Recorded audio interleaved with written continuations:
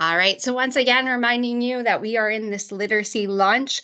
It goes up from grades 2 to grades 8. I know we purchased some resources specifically for grades 4 to 6, but wanted to give this opportunity because if you have free stuff, we gotta give away free stuff. So grade 4s to 6, just wanted to remind you that each of the schools received a set of the narrative and then the expository and opinion guides, and really to share one per 2 teachers. So if you are the only teacher at that school, bonus, you got it all to yourself. But those have already arrived at your school. So if you haven't seen them, do check in with your LCL so you can start using that resource. So really the why. Our curriculum connections really starts obviously with that organizing idea of writing from grades 2 to 6. You'll notice as you go through your specific skills and procedures, a lot of the pieces are actually really integrated with, it's almost like Barbara Marcanda wrote your curriculum because you'll see a lot of those pieces in there. So it lays in your writing organizing idea as well as your text form and structure. So you'll see as we go through this literacy launch, you'll see how it's really helping students to understand how text is formed, how it's organized, and looking at those different text elements.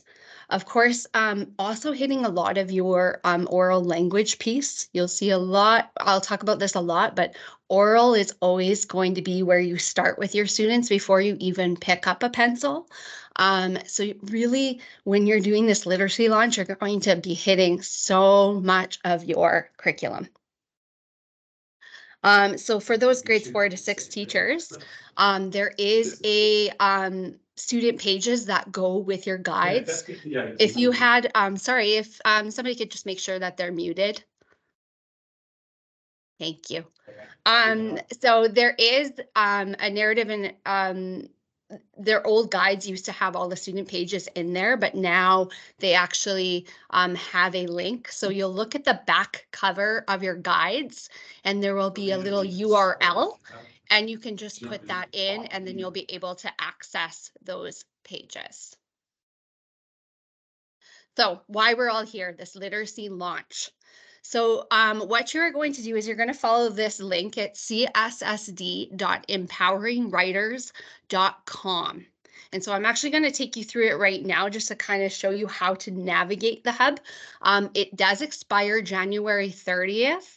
So make sure you are spreading the word about this access because it is going to expire. So just going to show you here on this tab. So once you do that cssd.empoweringwriters.com, you are going to log in with your Learn account. Once you've signed in with your Learn account, it is going to say, is it okay? Do we have these access to your Google Classroom? We have vetted it all, so you can just allow it. And then you will have these 3 pieces. So the first one, just kind of like a user's guide to using the hub. And then the second piece is a 2-hour PG video on basically what I'm going to be talking about today. So if you want to go back and look at things a little bit more in depth, you can definitely hit into here. But really, this is the place you will want to go. It's this third piece. So in here, you are going to have for every grade level, all the 10 to 11 lessons, depending on your grade, to get started with this literacy launch. And so what I suggest is going down to the bottom piece here, this literacy launch student pages. I would download every single one of these because we know as teachers, we move grades all the time. So you want to have all of these pages. And then when you go into your grade level, you'll see that they have kind of your table of contents. So what lessons you're specifically doing. And then it has all of your lesson plans, videos, everything you kind of need to do this lesson. Now it's fantastic. We have the hub, we have these video access, but again, we only have this till January 30th. So what I would do is get those student pages first. and then do this literacy launch. And then once you've done it once and you have those student pages, you are good to go. So download before January 30th, and then use the videos while you have them. But just know that they are going to go away January 30th. So you want to get all of the teacher information and student pages that you need from that hub before it expires. So that is the access to get the access. Now, this is why. So I know for myself, I loved empowering writers, helping the students. I saw so much growth with my students with their writing, specifically looking at that narrative and informational pieces, but I was missing that foundation. And so the literacy launch is really what kind of shares the same core from your narrative and your informational. And so those are those pieces in the middle. Genre and organization. So students are able to actually look and interact with the text in a meaningful way so that they get, oh, this is how this genre is organized. Then we have these graphic organizers. So they have graphic organizer for a narrative and an informational. Now you'll notice they are the same for all grades. And that's because they build upon what your expectation, your progression as you go through. Maybe and I mean, they have this in kindergarten and grade 1 as well, but you build that awareness a level first of how a story or how an informational text is organized to that generative piece. And so all of the graphic organizers, again, are the same. You just have that progression of their awareness to generative level.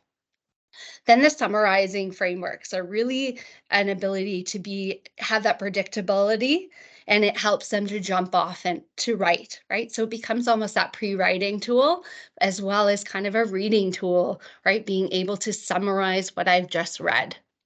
Till finally that annotation and analysis. So that's really that proactive reading. So when you're going through, you're actually going through a sample text and going and deconstructing it so that you're able to understand, the students are able to understand the text elements and how a piece is kind of put together. And so this really leads to that critical skill, which is on that bottom, reading with author's eyes, right? We've heard of the idea that whenever we are reading, we are working on our writing. Whenever we're writing, we're working on our reading skills. So this is where it is. And so if we start with this literacy launch and really doing a deep dive and looking at these 4 key pieces that are from the same, you're laying that foundation for your entire literacy block. And so I kind of point out, Dia does this on the hub about the idea of a piano. So a lot of times we might say, well, you know, in order to write well, we need to write every day. So, you know, you have our students writing 20 minutes every single day. We're probably going to notice that they're not getting any better. We need to teach them the skills. Kind of like a piano. If I were to go for Christmas and I had to play a piece for the piano and they said, well, you know what, you're just going to play the piano 20 minutes every single day. Well, my poor family would have to listen to me trying to play a piano, and it would be pretty terrible because I don't have those skills. And so really this foundations of literacy, using this literacy launch is going to help your students to read with author's eyes, which then allows them to have that awareness level first. Then we can maybe move to that generative writing and then even responsive writing. So I kind of talked about this already with the idea that every writing experience is a pre-reading experience and every reading experience is a pre-writing experience. So when you are looking at text with your students, you are able to show them how the author created that piece, and they can pull out the different text elements, which helps them to think about how they would do their writing. And vice versa. When they're writing, they are pulling at a piece and seeing how the reader would look at their piece of writing. I love this quote, reading is like breathing in, writing is like breathing out. Really, these 2 pieces are so core and work together. When you're working on reading, you're working on writing. And when you're working on writing, you're working on reading. So really, we're thinking about having more of a strategic reading as we are going through so that they can understand the features of the text and how it is organized. They can deconstruct and summarize the text. And then this understanding builds and shapes their writing. So it's a really slow down process. So by the end of this process, they will have a clear understanding of the author's purpose and how and why to interact with text. They're going to be able to have those skills to read more strategically. So skimming and scanning, summarizing content, right? Identifying main ideas. And again, this will grow incrementally through the stages. So grade 2, we're not expecting them to be writing these full length, research papers. It's really building that awareness. The students are learning about how text is organized and formed to building those writing skills. And again, this is a slow process. This is actually asking teachers to take a step back before they do any writing.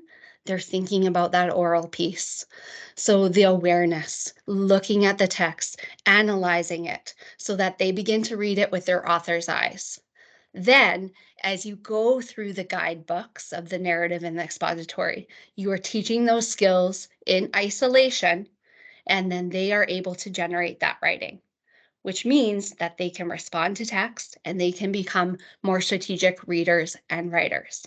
Again, this is a process, awareness to actually being able to write these pieces.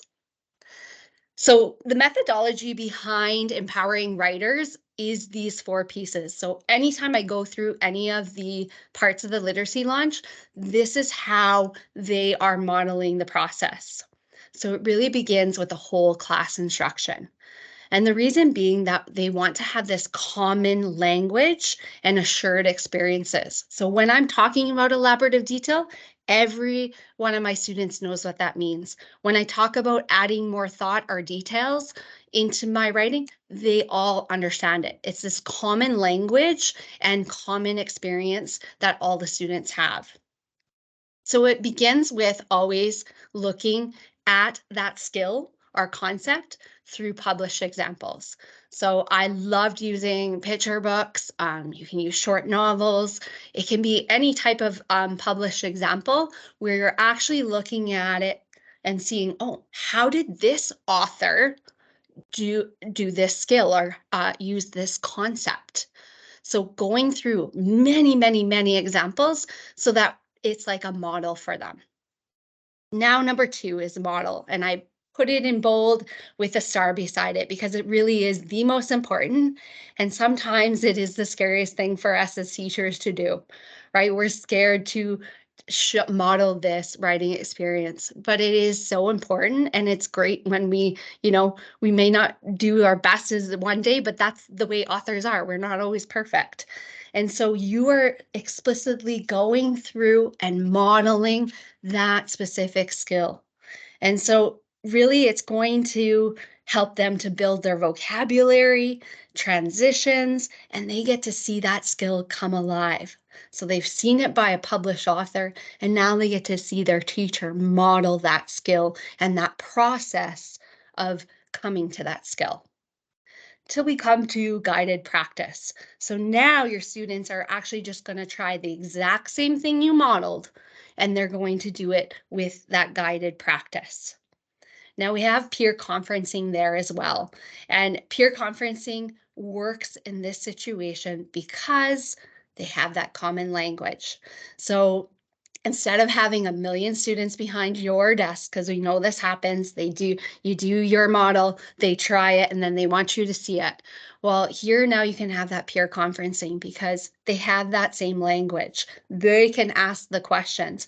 Well, do you think you added a sound to your elaborative detail? Right? So they have that common language that they can talk about their writing with. So you would really stick in that 2 and 3 zone for quite a while before you even come to that application process where they actually do it independently. And so again, that oral always precedes written. We're not picking up the pencil yet. It's always starting with that verbal piece. We're talking about it before we even get pen to paper. So the literacy launch, let's get into what we're actually going to do in the classroom for this genre and organization, graphic organizers, summarizing frameworks, and the annotation and analysis. So this is just some teacher background information for you. You will have access. I will send these slides to you tomorrow. But just to give you an idea of the different types of genres and ways we organize our writing, and just really that purpose. So again, just your background information. So the graphic organizer for the narrative writing diamond, so really represents the shape and proportions of our narrative. So you'll notice the main event is the big piece of our writing, and you see the entertaining beginning, extended ending, same size on either side. And it really helps to illustrate each distinct skill that you're going to be teaching the writers so that they can tell their story. And again, a tool to help them to organize and elaborate their narrative stories. Now, it is not explicitly put in our narrative diamond, but really looking at the building blocks of our story, like plot or theme or motivation. These are things that you can build as an awareness level with your students as you're going through your different literature and going through the narrative diamond. But again, it's an awareness level to a generative. And so they do have a their summarizing framework kind of has this idea with those literary elements. So like your entertaining beginning, your elaborative detail and suspense is really giving the setting and motivation for the story. Your main event is giving that conflict. And then finally, your conclusion or extended ending will give the theme of the story. This again, depending on how your students are, this could just be awareness, or it could actually be doing this writing piece. And again, it always starts with orally. We're talking about this. I'm using my model. I'm using the guided practice before we're even doing any application. So the informational pillar really is like an accordion, again, represents the shape and proportions of what an informational text will look like. Your introduction and your conclusion are your big pieces with that main ideas and details in between. Set up logically and sequentially, top to bottom, left to right, just as we read. Now, I used to do this, and I was so happy to hear that this does not have to be done, but I used to think you had to have 3 main ideas with 4 supporting details for every single one. No, right? If your students are only doing 2 main ideas and they have 3 details or 2 details, that is absolutely fine. The only thing that we always say, just to keep that proportions right, is if we are only having 2 main ideas and 2 details, they should be the same. So main idea 1 should have 2 details, and main idea 3 or 2 should have 2 details as well. Wanted to know that this informational pillar can also be applied if you are working on opinion writing or research writing. We know this has become a lot more part of our new curriculum, so you can apply this same pillar to those genres of writing. Each of the diamond and the pillar come with summarizing framework. Again, this is a great tool for pre-writing, so they could fill this in before they even start their writing pieces, and a great way to also help with summarizing when they're looking at text and being able to identify those key features. So this is kind of how we would begin with the first piece of recognizing genre. So I would go, before I even start with this, I would review the organizational frameworks with the students. I would have them up somewhere in the classroom for them to notice. I would also have, like, you could make them really mini and have them on their desk, or you could have a little do-a-tang with them so that they can always refer to it. So go through these pieces. They don't have to know every ins and outs, but they can have a general idea of how these organizational frameworks look and apply to each of the texts. So when we're thinking about recognizing genre, we have our three kind of key pieces that we would do with our students. So the first one being a narrative. And now there are two types of narratives. There's the character problem solution narrative or a personal experience. And so in the character problem solution, there's always a focus on the character, right? The character's changed in some way. Whereas a personal experience is more of a focus on an experience, setting, or activity.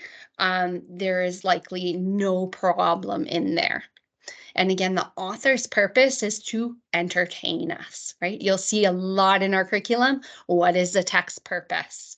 So building these into and helping our students to understand this and the different genres and the purposes is going to help you with that curriculum piece. The second one is that informational writing. So a focus on the topic, and the author's purpose is to inform us on that topic. And then finally, opinion. So this is where they focus again on a topic. So it has that same framework, you're using that pillar, but the purpose is different. It's to share a personal opinion. So I would create a little anchor chart of this key pieces of our genre, and then that way you can always refer to this as you are looking at different literature in your classroom and reading with your students. So really using, I love using picture books, but any type of literature, and asking the students, just looking at the covers. It tells us a story. It tells us what kind of genre it could come from. We are probably going to get an idea of the purpose of that text, and we can start to infer, what do these covers suggest, right? I won't get you to do this, but a great activity, even just have this popped up after you've even done the discussion about the different pillars and the different genres. See if they can identify, without even looking at that anything inside the book, opening the books, what do they think the genre is? What is the author's purpose? And what do they think the covers suggest? What are they going to probably read or learn about? Love to do side by sides. So this is where you take in your content areas, if you're working on something in science or social, and you pull that concept and you find an expository and a narrative. And so this is a great way for students to really look at comparing, what does the narrative organization look like? What is the expository? What is the author's purpose? What are some of the key elements? And my favorite thing is, well, what did you gather? So for example, this one's the giving tree, and then from seed to plant. What did you learn about trees or plants from the giving tree versus what did you learn about trees and plants from the seed to plant? So they get to distinguish how the information can look different in the different genre areas. So first thing, once we've gone through all of those templates and they understand the narrative and the expository pillar and diamond, then we're going to actually start to read some of these. So this is that first part of that methodology where we're looking at this concepts or skills through published examples. And so I would always make sure that the students either have their own narrative writing diamond close and pillar, or you have it somewhere in your classroom so you can refer to it as you go. I love this. This is from Michelle and Miriam. They did a session, The Pillars of Reading, and they did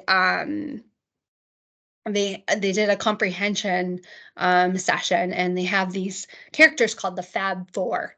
And so the first one is Pearl the Predictor. And what does Pearl the Predictor do? Well, they skim and scan, they look for key pictures or words, they make predictions. So I would pull up a narrative, and so a problem one, and I would ask the students, well, what do you notice about the title? What do you notice about the illustrations? So before you even open it, having a discussion, again, oral precedes written, about just that front cover. So then you're going to actually start to read the story with your students. Now, you haven't told them it's going to be a narrative and a spot story. You've only done those prediction skills. So you are going to ask the students, one of the strategies we're going to do is if we're thinking about whether it's a narrative, there are two types. Could it be a character problem solution or a personal experience? So as you're reading, you want the students listening. And if they hear that there's a problem in the story, they are going to say, that's a problem. So as you're reading, anytime they hear it, they're all going to say it out loud.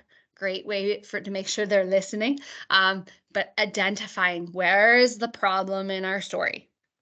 As you're going through, you are pointing out those features of the narrative diamond. And again, love to have it right on their desk so that they can kind of go, oh, this is the main event, right? This is their entertaining beginning. They use these ideas, right? So you're going through it, referring to the organizational templates, that narrative diamond as you go through. So once you have gone through the whole story, you've gone through how they started their beginning, some of the elaborative detail, main event, all of those pieces, then you can actually build the summarizing framework again together and just orally. The story is about, well, what was the character in this story? What was the problem? And how was the problem solved? One of the things I love to do with my students, just to give that visualization of the diamond, is as I was reading, we would put in Post-it notes for each part of the diamond. So this was the beginning. I put my sticky note in. Oh, we noticed that this is where they started some suspense. That's where I put the sticky note, et cetera, so that by the end of it, I could show the students visually that the main event was the biggest portion of their story. And so this leads, right, there's your reading experience. Now look at that writing experience. They get to see that visualization that, oh, when I'm writing, my main event should be the biggest portion of my story. So I would continue doing examples of narrative problem stories with your students with that same process. And notice we have not done any writing. We are laying that foundational work so that they really understand that text organization, author's purpose, and identifying that summarizing framework for those narrative stories. So then when you feel like they're starting to get a hint of how this is working, now we're going to bring in a personal narrative. And again, we're still working at that published examples. We can use the idea of, oh, Pearl the Predictor. Let's look at Owl Moon. Let's look at the title. What do you notice about the illustrations? Do they look realistic? Or do they look cartoonish? What do you think this story might be about? What do you think the author's purpose might be? Again, have that narrative writing diamond already in front for the kids so that they can refer to it. Now, again, you're going to set them up with the same idea. Every time you hear a problem, you're going to shout it out. That's a problem. Now, as you, if you are familiar with the story, this is about a dad and a son who go out into the woods and they go owling.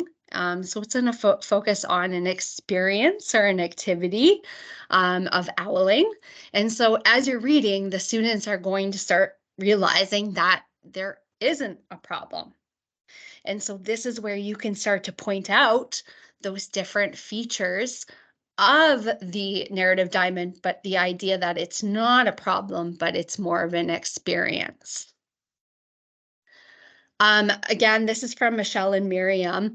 A lot of times I know we're always looking for ways to build comprehension as we're going through. We ask lots of questions. So one of the Fab Four is Quinn the Questioner. And this is a great one to even just share with students about 3 types of questions. So you have your quiz show questions. So that's really the ideas that can be found on the page. If you think about our FNP, it's kind of like that within the text questions. Then you have your Discovery Channel questions. So you really have to connect beyond the page. So those are really about the text. And finally, those talk show questions. So this is where there's no right or wrong answer, and it's really what do they think or what would they do? So those are beyond the text questions. This is just something for teachers. You can think about them as being level 1, 2, and 3 questions. I also love using the Q chart and having that handy for myself to kind of create those high, medium, and low questions. So how this works is you would have your low level questions are again within the text. So you use the where, did, or who, can questions. And then we have our medium questions, which are kind of like those yellow parts. So how did or who would. And then finally your higher level questions. So why might or how should. So a great way to just kind of create questions, even just having it on the fly. These are linked on our NCIS site, the Q chart. But again, I will give you these slides so you'll have access to this Q chart. I loved having it even for when you're doing your reading groups or just having it right there beside you when you're doing those things. So again, you've gone through, they've realized that there isn't a problem. You've identified those different features from the diamond, and now you do that summarizing framework together as a class. Who is the character? What was the adventure experience? Well, this one in this case was about owling, and how was the experience concluded? Okay, again, oral precedes written. We haven't even picked up a pencil yet. We're doing this together as a class and really talking and looking at these different features. So then finally, you're going to pick up an informational text. Just a side note, Gail Gibbons has amazing, I can usually find a informational text on basically anything. They're very great, kid friendly. I always like to do those side by sides I was talking about. So if I was working on polar bears, they would always have like a Gail Gibbons expository text on polar bears. And then I could do like the 3 polar bears book by Jan Brett, for example. So just love her as having that side by side if you're looking for those pieces. But again, here we are, we're looking at those published examples, and you'll have your informational pillar handy so that the students can kind of identify the different features as you go through the text. Again, starting with Pearl the Predictor, making a prediction. What did they notice about the title? What did they notice about the illustration? What do they think the author's purpose is going to be? So as you're going through that informational text, you can really point out the different features. So what is the title? What are the different parts, like the paragraphs that are in there? Looking at main ideas, identifying what diagrams are in there. What do they think the conclusion might be? So going through and looking at those, again, referring all the time to that pillar as their organizational template. Once you've gone through that text, again, you're going to do that summarizing framework together as a class. What is this topic? What are the main ideas? Oral precedes written. Not doing any writing, we're just doing this together orally as a class. Just wanted to also highlight, they do have some other than doing the summarizing framework, there is another for Michelle and Miriam session called Sammy the Summarizer of the Fab Four. And so the idea that he has to round up all the important parts. So we're looking for those main ideas and what exactly happened in this text. So once I've gone through all of the different genres and we've looked at a lot of different literature in the classroom, again, as you're going through the literature, you can use it as a theme base. You can pull it from your content areas, but always using it whatever is most meaningful to your classroom. But once you've done that, what I love to do, so you'd always get, I don't know if you get them anymore, but I used to always get those Scholastic flyers. And so I would have the students do kind of a book hunt. And so they would have a piece of paper and they divide it expository and narrative, and they would have to find different pieces. And so it's a great way for students to really look at that, again, title, the illustrations, what do they think that author's purpose is, based only looking at that cover, because obviously they can't read the book, but able to kind of use their text clues on the front cover to help them determine, is this a narrative or is this an expository? So the last piece is that annotation and analysis. So that's where they will give you a piece of text where you will go through and really deconstruct this text and understand the organization and the skills that are in each of the genres. So they do have the annotation and analysis process for both of them in your launch.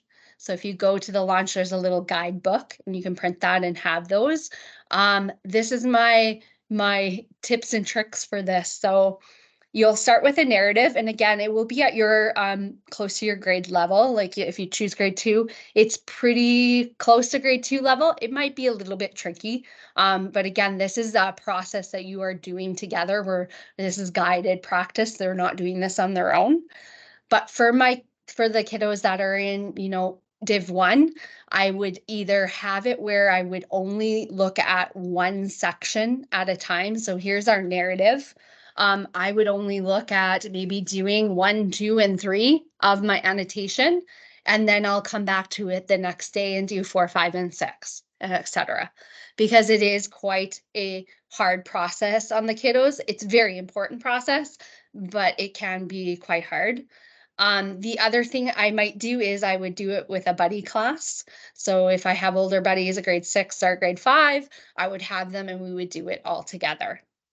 I would get different colors so that they can see kind of the color codedness of the different pieces of that diamond, and they can visually kind of see this. So you'll see it's doing a lot of like labeling, circling, finding these different identifying text features of that diamond. And so going through this process allows the students to kind of deconstruct a text. So they're reading to be able to get that pre-writing experience. Now, the 9, 10, and 11 are a little bit more of a deeper dive, again, into those literary elements we talked about at the beginning, those building blocks like theme and conflict and character motivation. So this can just be in an awareness process where you are just, pointing out these pieces for the students. As you go higher into the grades, this is where you can really start to analyze the text and ask those questions and discuss as a class what they think is the theme, for example. Okay, so that's how you would do it for the narrative. And then again, you would do that with your informational. Now, they do have a make it your own framing questions for narrative stories in your package on the literacy launch. This is just if you want to, an extension idea. So this is really your informational response and looking at that comprehension. And again, you could do it orally or you could do it through writing. There are some sentence framing questions on the bottom part of this portion, so the sentence starters, that can help them with answering these questions, but this is not a thou must do as part of the literacy launch. This is just kind of an extension for your students as you go through this process. And again, it's helping your students to find these key pieces as a skill. So again, you will do this then with an informational text, have your different colors so that they can look for those different identifying features. Again, in those lower grades, like numbering each paragraph, oh boy, that would be, a week's lesson on what is a paragraph, right? So break it down into multiple days or do this in a buddy class to kind of help them through this process. Of course, with our older kiddos, they'll be able to do this with, again, this is guided practice. They're not on their own. So this is another extension piece, and again, does not have to be done, but a way of learning how to create a summary paragraph. And so when you're going through, for example, your informational text and you've done that summarizing framework of having your topic and your main ideas, then creating kind of a summary paragraph from that. So you use these sample sentence starters. So in this text, the author, and then we're going to use our informative verbs. So in this text, the author emphasized the plant life cycle, for example. Okay, so building that idea, again, modeling these ways of creating a summary paragraph with the sentence starters and these informative verbs. As soon as I saw these informative verbs, I'm like, this is tier 2 words. So for those that don't know what I'm talking about, so in our new curriculum, we do have those tier 1, tier 2, and tier 3 words that we are supposed to be teaching with our students. And so tier 1 is kind of like your conversational vocabulary, which they kind of just naturally acquire as they're having conversations and talking and just being immersed in our language. Tier 3 is your academic vocabulary. So those are those words that come from your math and your science and your social vocabulary that we just as teachers, we just instinctively teach. Tier 2 words is where we really need to be teaching. And so those are things like our transition words like because or although, your informational processing words. So those are those ones I see right on the page, like emphasize, determine, explore. I call them kind of your PAT words, as well as multi-meaning words. So you're sitting at a table versus I'm going to table this discussion. That's just an aside. That's when I see those verbs, that's what I think of. But again, this is an extension activity. I would still do it in my lower grades, but it would be a very guided practice by myself. Again, we want to build that awareness level in our lower grades, and then by the time they hit grade 6, they just know the process. One of the things I love to do once I'd kind of done all of this process is I would have students create their own book covers. So this one I did during Halloween, so they got to choose a topic. This one was a modeled bat. Was their topic, and then they created a narrative for it and then an expository, and then when they opened the book covers, they had the summarizing framework inside. I just had little pieces, they cut it and put it inside. So really a great way for them to really distinguish what the covers look like, how the summarizing framework works, and really helping to show what they've kind of learned so far.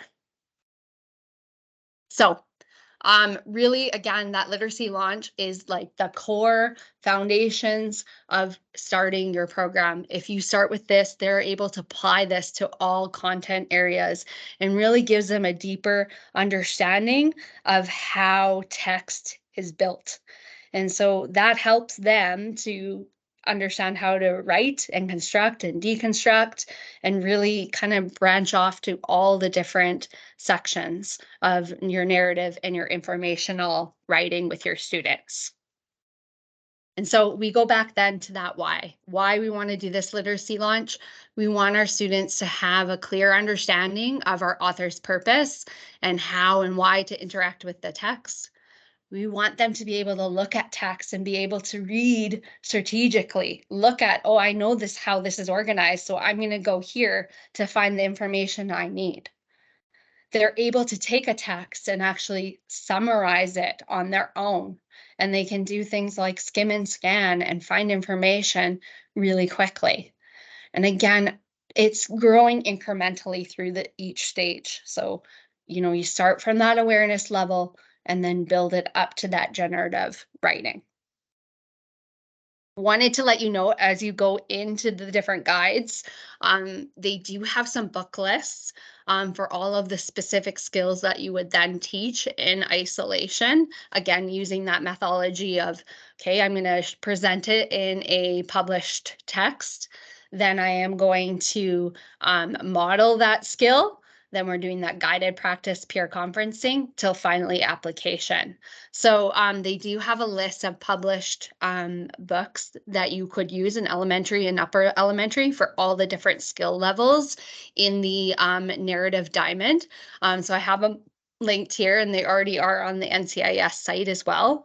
And then for those nonfiction pieces, I would use it from books from your subject areas. National Geographic. I spoke about Gail Gibbons as well, is a really great one to kind of go to for looking for some nonfiction text. So thank you so much for joining me. Again, gold stars because it is December. I am going to stop the recording, and then if there are any questions, I do have a Menti as well that I would love you to fill in, because we'd love to know kind of what you would like to see going forward for PG for new curriculum across the grades. So I'm just going to come back and stop my recording.